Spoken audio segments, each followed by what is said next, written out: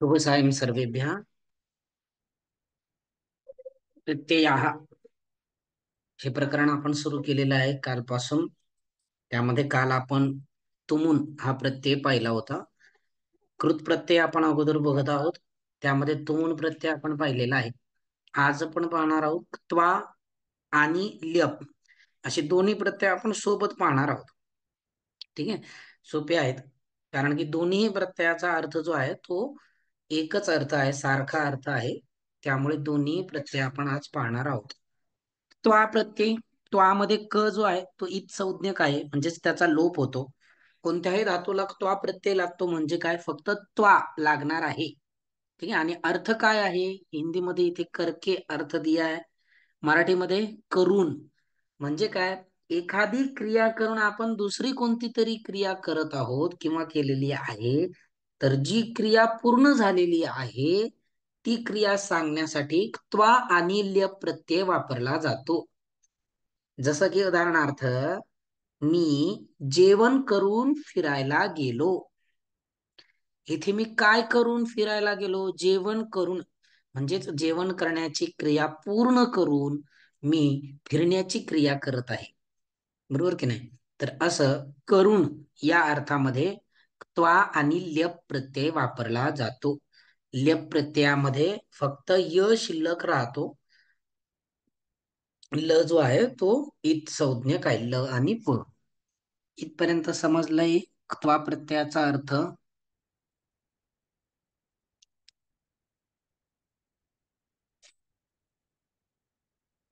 आणि त्वा प्रत्यय लागून जे काही धातूचं रूप होणार आहे ते कसं होणार आहे, तर अव्यय होणार आहे. इसका प्रयोग करके इस अर्थ में होता है, त्वा प्रत्यय का प्रयोग करके इस अर्थ में होता है, मतलब कोई भी क्रिया करके ऐसे अर्थ होगा। और उसमें से क का लोप होता है तो त्वा ही शेष रहता है, मतलब किसी भी धातु को त्वा प्रत्यय लगेगा, मतलब सिर्फ त्वा लगेगा। इससे बना हुआ जो भी शब्द है, पद है, वो कैसे अव्यय पद होता है, मतलब लिंग वचन विभक्ति के अनुसार उसमें कुछ भी परिवर्तन नहीं होता है। इसके कारण कोई भी रूप इसका नहीं बनता है। विशेष टिप्पणी क्या याद रखनी है वो यहाँ पर दी है। अधिकांश धातु में त्वा से पहले ई भी लगती है। ये हमने पहले भी देखा है कि त्वा प्रत्यय लगने से पहले क्या लगती है, ई का आगम होता है। कौन से धातु है वो हम आगे देखने वाले हैं। जिन धातुओं के अंत में न अथवा म हो, उनके न अथवा म का क्या हो जाता है, लोप होता है। अभी तुमुन प्रत्यय में हमने देखा था म को न आदेश होता है, लेकिन इस प्रत्यय में त्वा प्रत्यय लगने से पहले जिस धातु के अंत में न या म होगा उसका लोप हो जाएगा, मतलब वो निकल जाएंगे। उदाहरण के लिए गम धातु यहाँ पर लिया है, तो गम धातु में अंत में म है, इसलिए म का लोप हो गया, त्वा प्रत्यय लगा तो गत्वा, इतना ही रूप बना है। गत्वा का अर्थ क्या होगा, जाकर, ऐसे। हन धातु न है, अंतिम न है, तो न का लोप होगा, हो जाएगा। त्वा प्रत्यय लगा तो हत्वा रूप बन गया। हत्वा मतलब मारकर। हन हंती धातु है जिसका अर्थ होता है मारना। तो हत्वा, त्वा प्रत्यय लगने के बाद मीनिंग क्या होगा, अर्थ क्या होगा, मारकर। तीसरी विशेष टिप्पणी है, जिन धातुओं के अंत में श होता है उनके श को श और त्वा के त को ट आदेश होता है। ये हमने तुम उनके समय में भी देखा है, जिस धातु के अंत में श आता है उस श को मूर्धन्य शकार हो जाता है, और त्वा जो प्रत्यय है उसमें जो त्वा शेष रहता है उसमें से त को ट आदेश होता है। उदाहरण देखिए, दृश्य धातु है, अंत में श आया तो श को मूर्धन्य शकार, मराठीमध्ये षटकोनाचा श आदेश झालेला आहे, आणि त्वा प्रत्ययामध्ये जो त आहे त्याला ट आदेश होऊन दृष्टवा असं रूप झालेलं आहे। दृष्टवा म्हणजे बघून। ठीक है, दृष्टवा का अर्थ क्या होगा, देखकर। नष्ट धातु है, नष्ट, नष्ट होना, इस अर्थ में अंत में श आया तो श को श आदेश हो गया, और त्वा प्रत्यय में जो त है उसे ट आदेश होके रूप क्या बना है, नष्टवा, मतलब नष्ट होकर, ऐसे समाप्त होकर, संपूर्ण, नष्ट होऊन, संपूर्ण। इथपर्यंत समजलंय। दोनच नियम आतापर्यंत, तीन नियम आतापर्यंत पाहिले। काही धातूला त्वा प्रत्यय लागायच्या अगोदर ई आगम होतो, धातूच्या अंतिम न आणि म चा लोप होतो. धातूच्या अंतिम शकाराला शकार आदेश होतो आणि त्वा प्रत्ययातील त ला ट आदेश होतो. आणि ज्या धातूमध्ये अंतिम च असेल किंवा व असेल तर त्यामध्ये त्वा प्रत्यय लागण्याच्या अगोदर च ला क आणि व ला उ आदेश होतो. जिन धातुओं के अंत में च आता है उस धातु को त्वा प्रत्यय लगने से पहले च को क आदेश होगा और जिन धातुओं में अंत में व आता है उस व को उ आदेश होगा.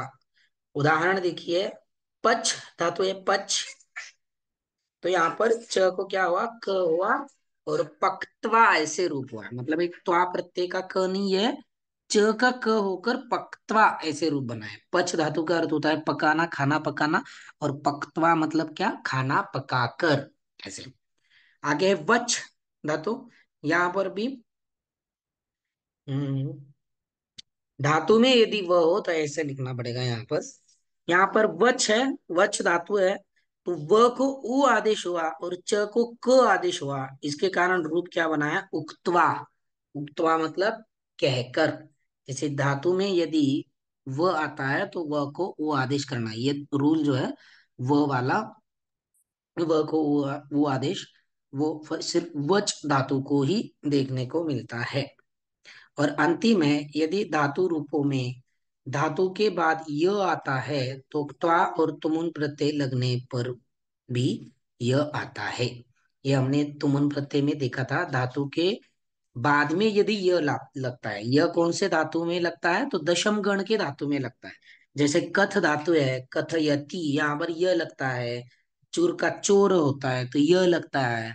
इस तरह से यहां तक समझ में आया. उदाहरण देखिए, भक्ष धनक्त्वा भक्षयित्वा, चूर धनक्त्वा चोरयित्वा.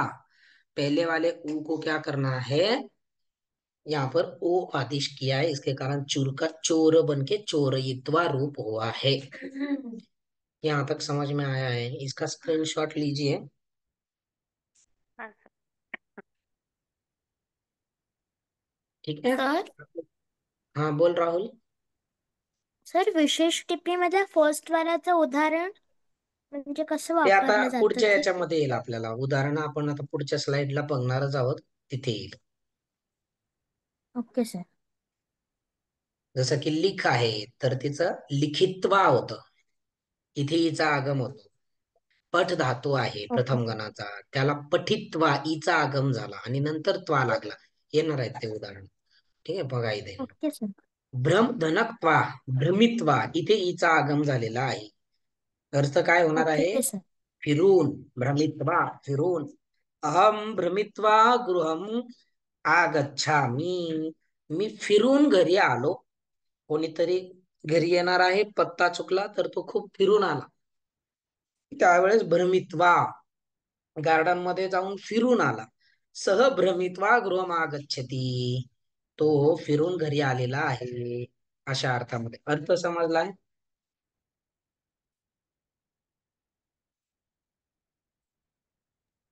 हाँ सर. नृत धनक्त्वा नर्तित्वा.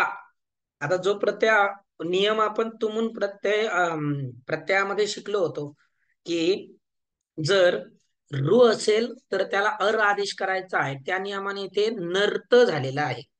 ठीक आहे. आणि ईचा आगम झालेला आहे नर्तित्वा, नाचकर, नाचून, असं. नर्तिका नर्तित्वा रंगमंचात अवतरती. जो नाचने वाली महिला है वो नाचकर रंगमंच से नीचे आती है. ऐसे नर्तित्वा, नाचकर. पठ धनक्त्वा पठित्वा, पढ़कर. कथ धनक्त्वा कथयित्वा, कहकर. लिख धनत्वा लिखित्वा, लिखकर. ग्रह धनत्वा गृहीत्वा, ग्रहण करके. ग्रहण करना मतलब लेना. ठीक है? वच धनत्वा उदित्वा, वध धातु है वध. व को उ आदेश होता है तो आप प्रत्यय लगने से पहले, ये हमने विशेष टिप्पणी में देखा था. इसके कारण व को उ आदेश हुआ, द वैसे के वैसे रहा. ई का आगम हुआ, वदित उदित्वा रूप हुआ बोलकर, ठीक है। उक्तवा भी, उसका भी अर्थ बोलकर ही होता है, लेकिन वहां पर वच धातु है, वद धातु नहीं है, ठीक है। आगे स्ना, धनत्वा स्नात्वा, नहाकर, पत धनत्वा पतित्वा, गिरकर, रक्ष धनत्वा रक्षित्वा, रक्षा करके, क्रीड धनत्वा क्रीडित्वा, खेलकर, खाद धनत्वा खादित्वा, खाकर, वस धनत्वा उषित्वा। यहाँ पर स को श आदेश हुआ है। विशेष टिप्पणी में हमने सिर्फ श देखा था, उसमें स भी चाहिए। कहाँ पर? तीसरी टिप्पणी में श और स यदि रहता है तो उसे श आदेश होता है, मूर्धन्य शकार।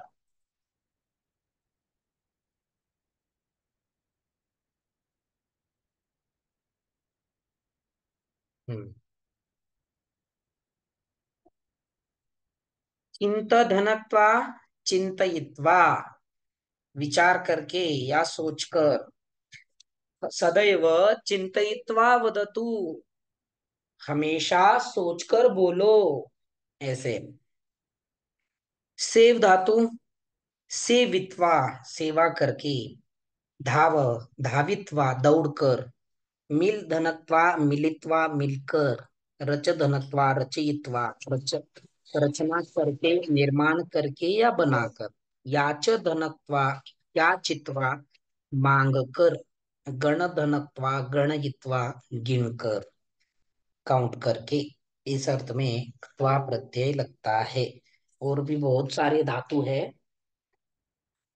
सारे धातु के रूप यहाँ पर नहीं दिए गए हैं। रूप चंद्रिका में आपको धातु के रूप मिलेंगे। सारे धातु के रूप वैसे तो कहीं पर भी नहीं मिलेंगे, अष्टाध्यायी में भी नहीं मिलते, ये हमें तैयार करने पड़ते हैं, ठीक है। यहाँ तक समझ में आया? तो आप प्रत्यय समझ में आया है? हाँ सर। भाई शंका है?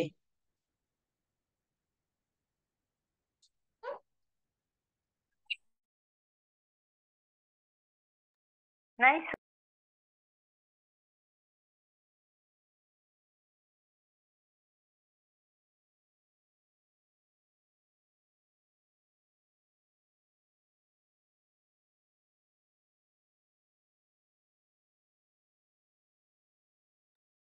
हॅलो, आवाज नाही येत आहे. हो, मी म्यूट केला होता, एक मिनिट. समजलाय? तो प्रत्यय समजलाय? हो सर. ठीक आहे.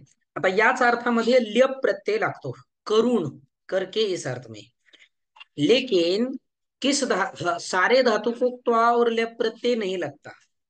जब किसी धातु से पहले उपसर्ग यदि रहता है तो उस धातु को करके इस अर्थ में एक त्वा प्रत्यय नहीं लगेगा, ल्यप प्रत्यय लगेगा।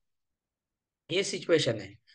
म्हणजे काय सांगितलं, त्वा आणि ल्यप प्रत्यय हे एकाच अर्थामध्ये जरी लागत असले तरी सुद्धा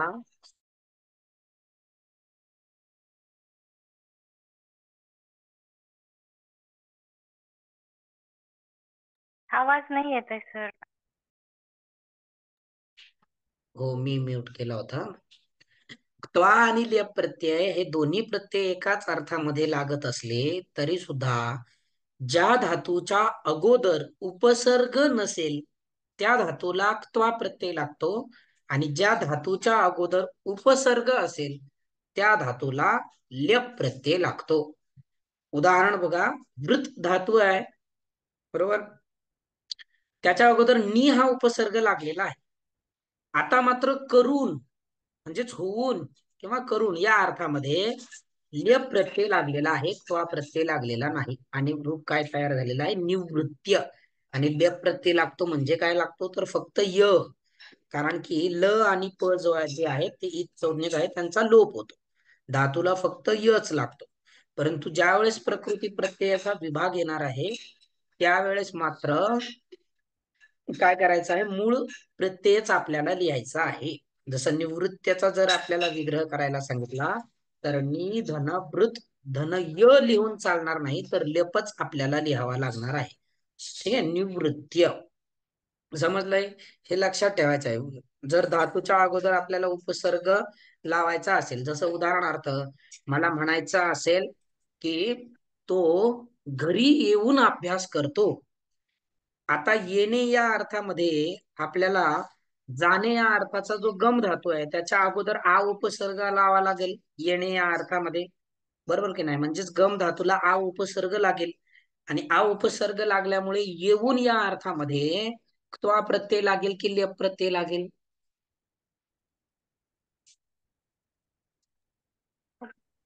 देव. लेप प्रत्यय लागेल, बरोबर. सह गृहम आगत्य पठती, वह घर आकर पढ़ता है। तो आने इस अर्थ में आ यह उपसर्ग गम धातु को लगा तो त्वा प्रत्यय न लग के लेप प्रत्यय लगा।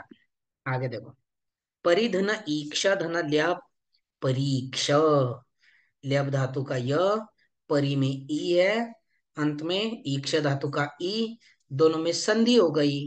दीर्घ संधि के रूल से परीक्ष बन गया। परीक्षा मतलब अच्छी तरह से जांच पड़ताल करके, इसी से परीक्षा शब्द बनता है। ठीक है, परीक्षा मतलब भी क्या होता है? परीक्षण करना, अच्छी तरह से जांच करना, छात्रों ने कितनी पढ़ाई की है कितनी नहीं की है, इस तरह से। आगे आधननी आनीय लाकर, उपधन गम उपगम्य या उपगत्य, दोनों रूप बनते हैं। एक में अंतिम म का या न का लोप होता है, इस अर्थ में इस नियम से म का एक रूप में लोप हुआ, इसलिए उपगत्य रूप बना, म को त आदेश हुआ यहाँ पर। और उपगम्य, ऐसे दोनों रूप बनते हैं, जिसका अर्थ क्या होगा? पास जाकर, क्योंकि पास यह अर्थ कौन से उपसर्ग का है? उप इस उपसर्ग का है, जो हमने उपसर्ग में देखा था। उपवास मतलब पास रहना, तो वैसे उपगम्य या उपगत्य, पास जाकर। उपधन हस धन ल्यप, उपहस्य, उपहास करके, ठीक है, मजाक करके। सम धनपट धनल्यप, संपठ्य, पढ़कर। आ धनगम धनल्यप, आगम्य अथवा आगत्य, आकर, नहीं है ऐसे। परिधन भ्रम धनल्यप, परिभ्रम्य, पूरा घूमकर। निर्धन गम धन ल्यप, निर्गम्य, निकल कर। गम धातु जाना इस अर्थ में है, लेकिन निर जब उपसर्ग लगता है तो उसका अर्थ निकलना, इस ये ऐसे होता है, वहां से निकलना। तो निर्गम्य, निकल कर। कहाँ से निकल कर? कहीं से भी निकल कर, ऐसे घर से निकल कर विद्यालय जाता है। सह गृहात निर्गम्य विद्यालयम गच्छति, वो घर से निकलकर विद्यालय जाता है, निर्गम्य। समधन दृश्य धन ल्यप, समदृश्य, समदृश्य, देख कर। समझ में आया? लेप प्रत्यय श को श करने वाला नियम, अंतिम म का हाँ न का लोप करने वाला नियम, इस लेप प्रत्यय के साथ सर. नहीं लगता है। हाँ राहुल बोल। सर हे आगम्यात म्हणजे म्यो का लागलं? तिथे मे नाही लागलेला बाळा, गम मूळ धातू आहे ना, हो सर. मग मूळ धातूला लेप प्रत्यय लागला आणि लेप मधला फक्त य लागतो, आणि म जो आहे तो गम धातूचाच आहे, त्यामुळे गम धातूला य जोडून दिला, गम्य, आगम्य। ओके सर, समज. समजलाय? हो सर. सर निवृत्ताचं म्हणजे मीनिंग? निवृत्त, निवृत्त होऊन म्हणजे रिटायर्ड इंग्लिश मध्ये, ओके सर. मोकळं ओके होणं। सर. निवृत्त शब्दाचा अर्थ होतो मोकळं होणं, एखाद्या ओके सर. जबाबदारीमधून मोकळं होणं, त्याला म्हणायचं निवृत्त होणं।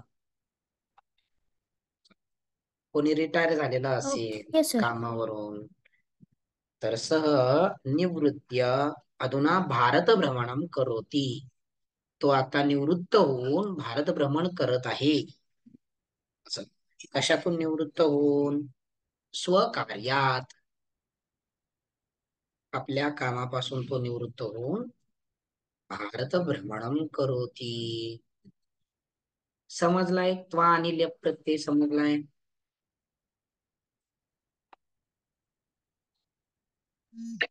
सर म्हणजे फक्त लप प्रत्ययातच उपसर्ग लागून हे होईल का? हा, ज्या धातूच्या अगोदर उपसर्ग असेल त्या धातूला जर धातूचा अर्थ जर आपल्याला करून असा करायचा असेल, खाऊन पिऊन जाऊन असं करायचा असेल, येऊन, आणि त्याच्या अगोदर जर उपसर्ग लागत असेल तर त्याला त्वा प्रत्यय न लावता लेप प्रत्यय लावायचा.